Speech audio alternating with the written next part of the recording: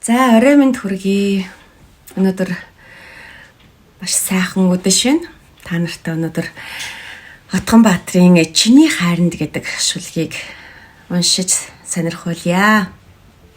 Чиний хэлсэн үг бүхэнд чинь би услагдаж чимээгүйхэн ургаж их хайрын дунд цэцгэлдэг байсан. Чиний үнсэх үнсэлт бүхэнд чинь би уусаж чамд татагдаж улам их жаргал дунд эрхэлдэг байсан.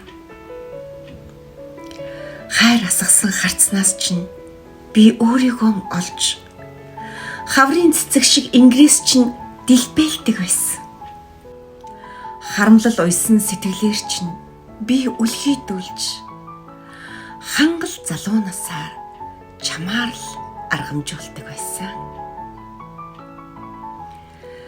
Хэний ч өгөөгүй тийм их хайраар чи намайг хайрлаж хизээч буцааж надаас тийм их хайр нэхээгүй мөртлөө намар цагийн их гуниглал шиг ганцаардл дунд үлдээгээд надаас яагаад өөрөө явчихсан юм бэ? Чамгүй өгдөх дөрвөн улирлын эргэлтийг дэлхийн тэнхлэг дааж ядах шиг урт удаан байсан надад. Чамгүй урагшлах миний амьдралын зам бүдэгрэхтэй дэндүү их хэрсэн аалзны шүлс шиг намайг төрүүлсэн. Чамайг санахтаа би сэтгэлээ гээчгээд ирээгүй.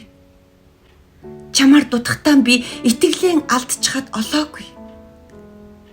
Чамгүй амьдэрсэн цаг хугацаанд өөртөө ч би олдоогүй. Чамтай хамт миний гэсэн бүхэн өнгөрсөн